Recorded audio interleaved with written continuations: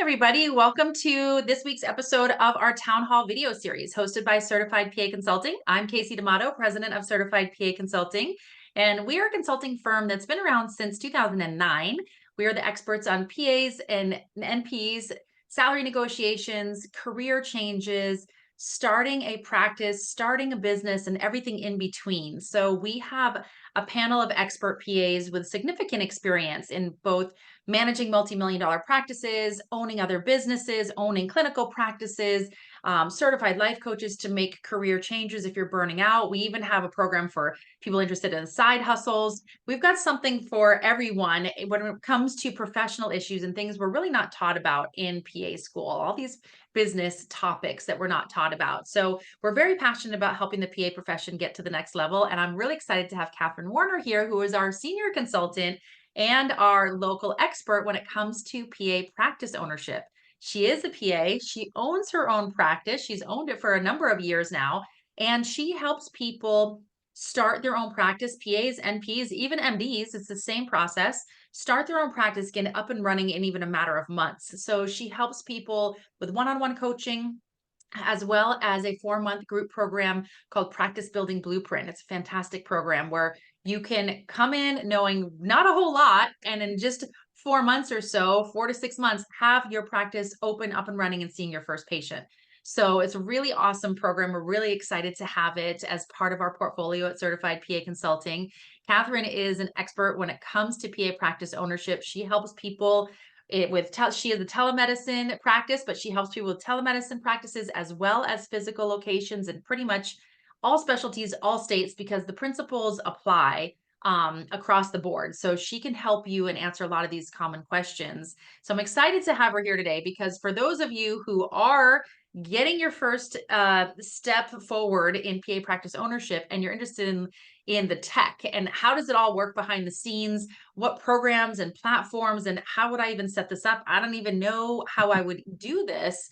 How would I see, practice management, all the things. So we're going to talk about all the tech side of it because we're assuming that you know what you're doing clinically at this point, and we know you're learning some business, but what about all these technical elements behind the scenes to help navigate this business management, really clinical practice management behind the scenes with the technical portions of it. So I want to hand over to Catherine to share her insight and her tips on the tech stacks and the things that you need to do from a technology standpoint when you're thinking about starting your own practice. Yeah, and I love to talk about the tech stacks, not because I like technology. I am not a techie person at all. However, I love to talk about it because automations and systemizing things are how I've been able to make my practice work and certainly how I've been able to make it profitable and fit in with my life too. If I was relying on people to do a lot of the things like appointments and reminders, then I would be a basket case worried like, oh my gosh, what's going to happen when they get sick or they need a new job or, whatever. With technology, not that it works perfectly, but there's usually a little bit more continuity and consistency, and the cost is usually preferable.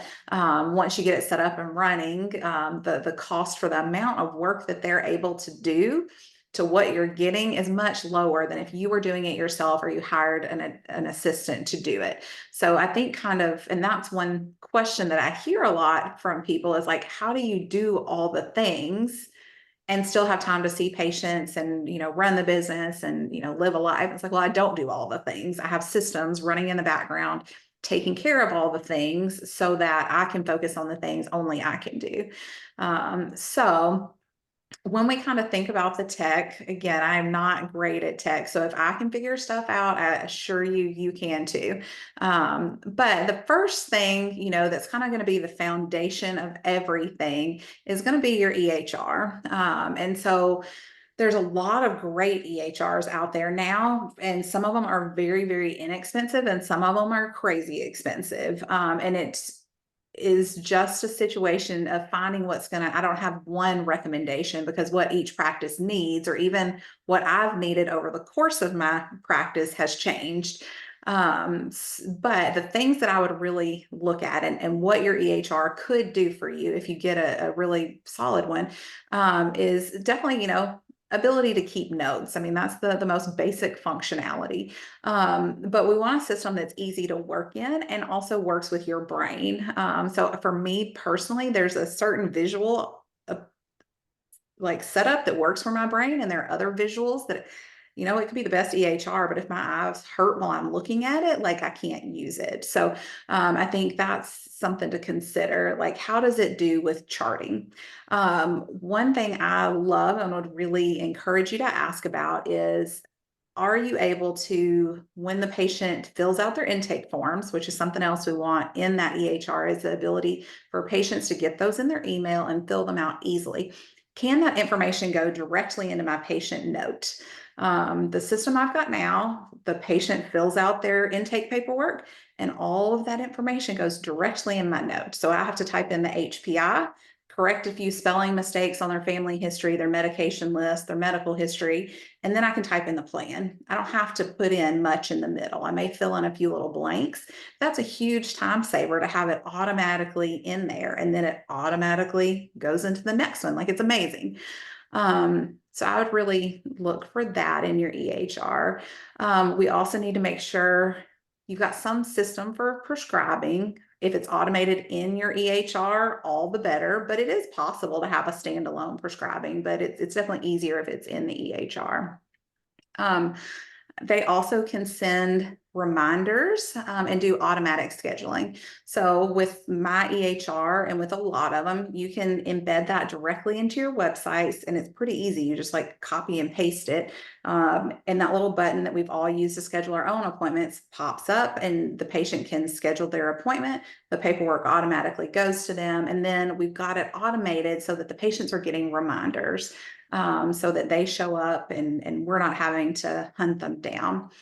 We also need something in that EHR around billing, and whether that's insurance or credit cards. We ideally would have that all integrated into one program so that you don't really have to do anything with it. It's just kind of running in the background, collecting your money and letting you know if there's a problem. And that's what we want out of an ideal EHR, is just kind of all the things. And nowadays you really can get all of that for a very inexpensive, or a very reasonable price. So I think I pay a little extra for prescribing privileges and a little extra for faxing, and it's like $160 a month for all of that.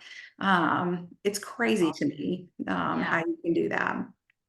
So that's the one big thing I would really focus on, is getting an EHR that covers all the things you want it to do. Oh, I forgot to mention that mine also, and I would think about it, integrates with my Google Calendar, because I do my work schedule is, if you're the practice owner and you've got all this flexibility, all of a sudden your schedule can easily become a little chaotic, which is great, for freedom and flexibility, but you want to make sure that you're not double booking yourself. And the way the system works together, if I'm at the dentist, I block out the dentist, block out a little drive time, and all of a sudden nobody can block an appointment in that. It's amazing.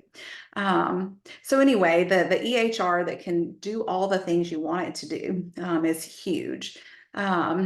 The second thing I would really look at as far as your tech stack that you're probably not going to get in your EHR is your phones. You may get patient messaging in your EHR. I actually use the same program for my phones to do my patient messaging because it's just better. Honestly, it does a better job.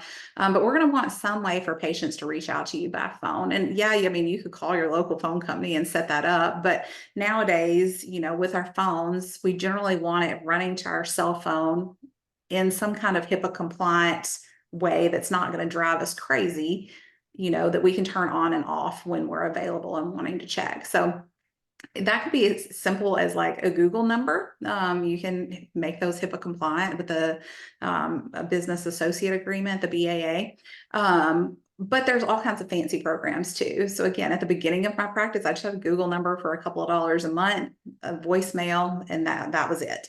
Now, because I have the volume of patients and calls that I do, I wanted something a little bit more robust. So there's several programs that allow you to set up a phone tree, and that can be a really great way to get patients information so that they aren't waiting on you to call them back. You can put out a lot of information on your voicemail if you've got it separated up to, okay, if I'm calling about a new patient appointment, I'm going to think, what do I want to tell them? What are the questions they're calling for that I can address preemptively? Same thing for follow-up patients. Okay, they're usually calling for prescription refills. So I can go ahead and give them the information they need. And same thing with like pharmacies and labs. What are they calling about? I can normally go ahead and get that to them before they even have to leave a message. So a really good phone and messaging system can really automate things for you.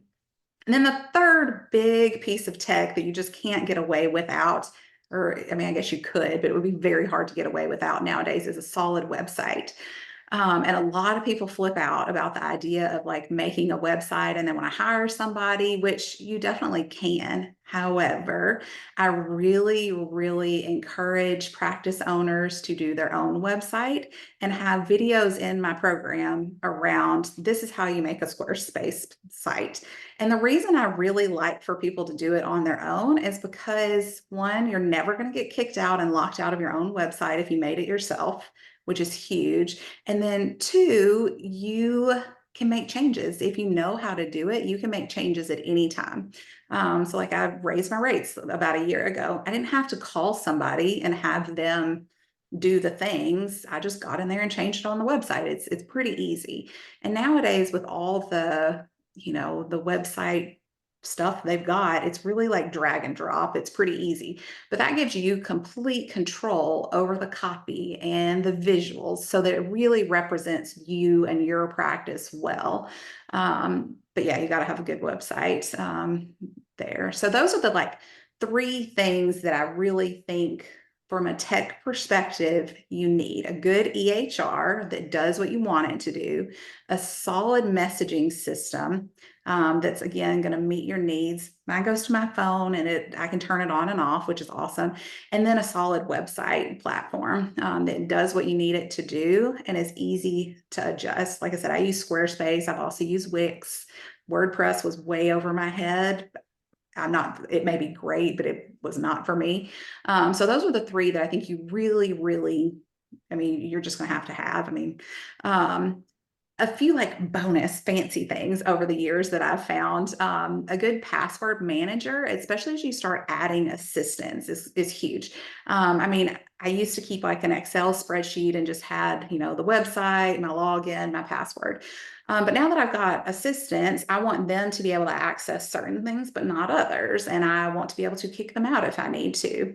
Where if they had access to my sheets, they could just make a copy of it and have all my information whenever they wanted it. So with a password manager, you can encrypt it. I mean, I don't know how it works, but they encrypt it. You assign who you want to have access. And when you don't want them to have access, you cut them off and it doesn't mess up yours. So that's an additional thing that once you start having all the logins for the insurance and the different platforms and the, prior authorization and mistakes, you just get so many passwords. So that's a really great thing to have. And then some kind of text expander. So when you type in the little dot phrases, we all know those things now, but you can use that within your EHR. Some of them already have a lot of functionality where you type, like .hpi and it pops up the HPI within the EHR, but they make standalone ones. The EHR that I use doesn't have the dot functionality. You have to like click with your mouse to pull up the snippets, and I don't love that. So for $70 a year, I can program this other thing and it'll do it in my EHR. It does it on my phone. It does it in my email. So if there's anything that like I routinely type my name .kw, it's done. I could put, .ph for phone and my phone numbers, my fax number. I can never remember the fax number. So I just type .fax and it pops up. So that's, again, it's like $70 a year and you can apply that in any of the programs you use.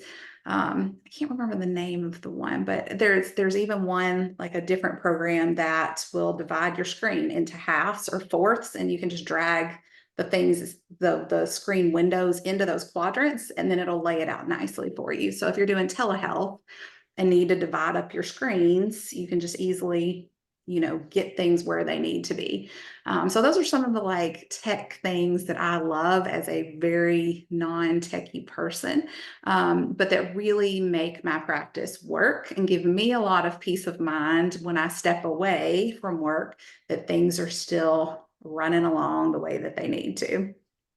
That's awesome. And you say you're not techie, but it sounds like you've mastered so many amazing tools. I've And definitely learned a lot, that's for sure. yeah, automations are critical, as a essentially like a solopreneur, right? When we start Yeah. out owning a practice or starting out any business, you're wearing a lot of hats. And so it's really easy to either get bogged down if you're trying to do things yourself manually that take too long, or you're hiring people and it gets too cost prohibitive and expensive, or you feel like you have to micromanage. So when you can automate, like you're saying, that's key when you're operating in a practice by yourself, like if you're a telemedicine or if you're just starting out, those automations are really critical. So I love all the suggestions that you had. Those are awesome. I'm going to implement. I don't have a password manager yet, but I need to do that because I'm still Yeah. operating with, I have a couple different businesses and it's the password sheets get spread all Yes. around. And you're right. It's not an Yeah. ideal situation. So you just got me inspired to set up password managers Thanks. on my stuff too. Yeah. I think that's great. And for people that are watching and listening and are interested in starting a practice or business, don't hesitate to reach out. We've got so many resources available. We have other videos in our business series that are co-hosted with myself and Catherine about starting a PA owned or NP owned practice. They apply to physicians as well. These are principles about starting a medical practice, essentially. So check out our other videos. They're all about 10 minutes long. We have a webinar that's free. You can watch it about your guide to practice ownership. That's on our website at certifiedpaconsulting.com. And don't hesitate to reach out because we've got lots of free resources. We host an FAQ session once a month live. You can come and ask questions, myself and Catherine and other members of our team, about anything from business to salaries to making a career change to non-clinical, all of the things that are career and business related that we're not taught in PA school. That's what we're here as a resource to provide. So don't hesitate to reach out. Make sure that you're subscribed to our social media channels. It's Certified PA Consulting on Facebook. It's at CPAC, CPAC team on Instagram, and Certified PA Consulting on LinkedIn. So if you are on the social platforms, make sure that you are subscribed to our social channels and you can reach out anytime on our website, contact us page, or to team at Certified PA Consulting. You'll get a response the same day. If you email or contact our team, you'll get a response the same day answering your questions about additional resources or how to work with us, either privately with one-on-one coaching or in any of our group programs or on-demand programs. All things, some are free, some are lower cost, some are bigger investments, depending on what stage you're at in what your needs are. So please don't be shy. We are here to help you along your journey of these things that we are all experts in that we're not taught in PA school. And sometimes it can be hard to find our colleagues and peers that are experts in these areas. Or maybe you feel like it's a bother to ask them, questions. That's what we're here for. And that's why it's a professional service, because you get our dedicated time. That's what you're investing in yourself and your future by getting an expert that is right there by your side, helping you get to the next level so that you can get there faster and easier than trying to do it by yourself. And that's why we are a professional agency and why we are the best in the industry, still the only in the industry with our collective number of years of experience in different varied areas of professionalism and business and all the things. So please don't hesitate to reach out, certifiedpaconsulting.com. There should be links posted below in the show notes on this video. Thank you, Catherine, for your amazing wisdom and for PA practice ownership. And everybody, we hope to see you on our next video town hall series. By the way, if you subscribe to our newsletter, you will get notified of every town hall. So go to certifiedpaconsulting.com and you can subscribe to our newsletter and you'll get notified, and also subscribe on the YouTube channel and you will also get notified. So make sure you click the thumbs up and the subscribe on YouTube. I always forget to say that, but if you do that, you will get notified of the new videos that we drop here. At least 2 a month come out brand new. So make sure you click the like and the thumbs up on YouTube. Help us with the algorithm so that more PAs and NPs can benefit from our information.